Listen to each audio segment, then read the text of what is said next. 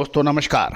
Colonel Ajay CEO Ajay astro money guru first global astro finance digital channel से आपसे मुखातिब होता हूं। आज 14 फरवरी सन 2025 शुक्रवार। दोस्तों आपको याद होगा कुछ समय पहले हमने आपको कैस्टर पे एक अपडेट दिया था, यानी अरंडी के ऊपर। इस बार लगभग 2 लाख हेक्टेयर में कम बिजाई के समाचार होने से अरंडी का उत्पादन प्रभावित हो सकता है। साथ साथ अरंडी की बिजाई में भी देरी का असर फसल की यील्ड यानी उतारे पर फर्क पड़ सकता है। गुजरात में कल लगभग 48,000 बोरी की अरंडी की आवक के समाचार हैं, जो कि मांग के अनुसार कम नजर आ रही है। दोस्तों जानिए पूरी रिपोर्ट विस्तार से। दोस्तों तेलों पर संपूर्ण जानकारी, चाहे वो सनफ्लावर हो, सरसों हो, सोयाबीन हो, पाम तेल हो या फिर मूंगफली, cotton wash, cotton seed oil, इन सभी पर अपडेट देने वाला देश का पहला चैनल है। दोस्तों आपने हमारे चैनल को बहुत प्यार और सम्मान दिया है। 2,40,000 से अधिक रजिस्टर्ड यूजर, 1,61,00,000 से अधिक व्यू और 10,350 से अधिक शो इस बात की गवाही दे रहे हैं कि आपने कितना प्यार और सम्मान हमें दिया है। दोस्तों कहा जाता है कि कोई भी चैनल या कोई भी संस्था तब आगे बढ़ती है जब तक वो लगातार इनोवेशन या रिसर्च करती है, और उस रिसर्च को करने के लिए बहुत बड़ी टीम और वित्तीय संसाधनों की आवश्यकता होती है। बगैर वित्तीय संसाधन और मजबूत टीम के आप रिसर्च अनुसंधान नहीं कर सकते। भारतीय अनुसंधान पद्धति जो सदियों से पिछड़ गई थी अनुसंधान के अभाव में, इसको पुनर्जीवित करने का हमने जो बीड़ा उठाया हुआ है लगभग 25 सालों से, हम किसी हद तक कामयाब हुए हैं। लेकिन अभी कामयाबी के उच्चतम स्तर में पहुंचने में एक लंबा सफ़र बाकी है।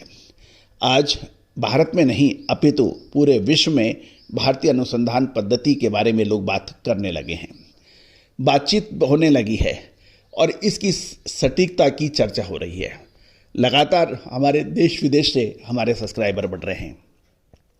China, Indonesia, Malaysia, Vietnam, Thailand, America, यहाँ से लगातार पूछ परख आ रही है, लोग पसंद करने लगे हैं।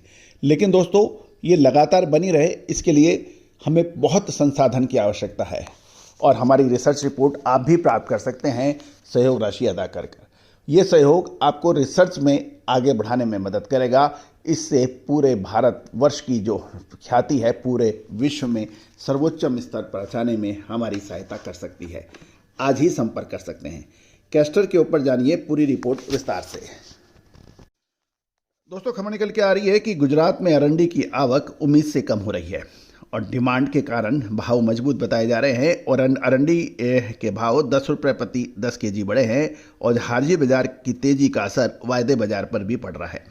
आने वाले दिनों में अरंडी की आवक यदि ज़्यादा वृद्धि नहीं हुई तो भाव में मजबूती की संभावना बन सकती है। कल गुरुवार को मंडियों में गुजरात की 48,000 बोरी की आवक होने के समाचार हैं।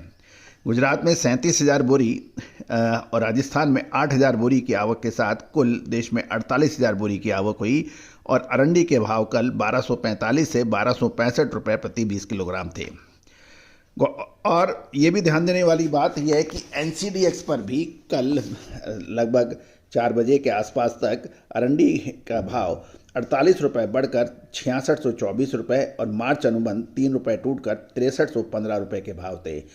अप्रैल 2 रुपये बढ़कर 6270 रुपये प्रति क्विंटल के ऊपर ट्रेड होने की समाचार थे। दोस्तों पाटन जो कि अरंडी का एक अग्रणी सेंटर माना जाता है, वहाँ पर 1 लाख बोरी से भी कम स्टॉक बताया जा रहा है। पुराना स्टॉक अब लगभग समाप्ति की ओर है और अरंडी की बुआई लगभग 1 लाख हेक्टेयर की कमी की बात की जा रही है, जिससे उत्पादन लगभग 2 लाख टन की कमी होगी और देर से बुआई के कारण भी यदि उत्पादन और प्रभावित हो सकता है और पिछले साल के मुकाबले इसमें काफ़ी कमी की संभावना है।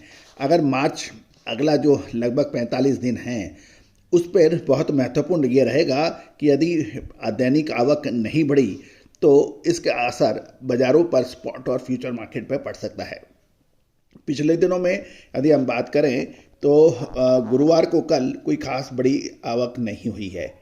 बनासकांठा की मंडियों में बंद रहने के बावजूद कल गुरुवार को कोई खास बढ़ोतरी नहीं हुई है, जिसके कारण गुरुवार को बनासकांठा में 49,000 बोरी का व्यापार हुआ है, जिसमें बनासकांठा, पाटन, महसाणा में 24,000 बोरी, कच्छ में 11,000 बोरी, मंडन, पटड़ी, हलवद, सौराष्ट्र में लगभग 35,000 बोरी और 3500 बोरी और साबरकांठा, अरावली और दक्षिण गुजरात में लगभग 2,500 बोरी के कारोबार होने के समाचार हैं। राजस्थान में लगभग 7,000 बोरी और डायरेक्ट मिल्स में लगभग 2,000 बोरी के कारोबार होने के समाचार मिल रहे हैं। और ध्यान देने वाली बात यह है कि राजस्थान में 5 से 6,000 बोरी की कीमतों पर अरंडी के बीज 1,245 रुपये बिल्टी में बेचे गए हैं। बनासकांठा में आय में कोई खास यानी आवक में वृद्धि नहीं है, इसलिए मंडियों की कीमत 5 से 10 रुपये के औसत कीमतों पर 1,245 से 1,265 बताया जा रहा है।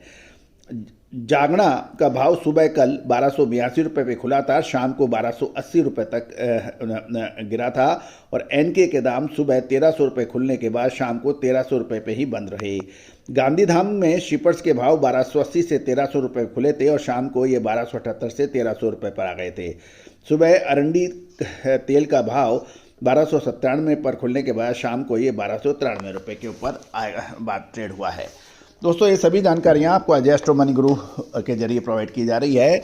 हमने हर संभव प्रयास किया है कि बाजार सोर्सेज से आपको जानकारी दें, फिर भी कोई निर्णय लेने से पहले आप स्वयं बाज़ारों का आप पुनः जानकारी कर लें, क्योंकि भाव हर क्षण बदलते और ऊंचे नीचे होते हैं।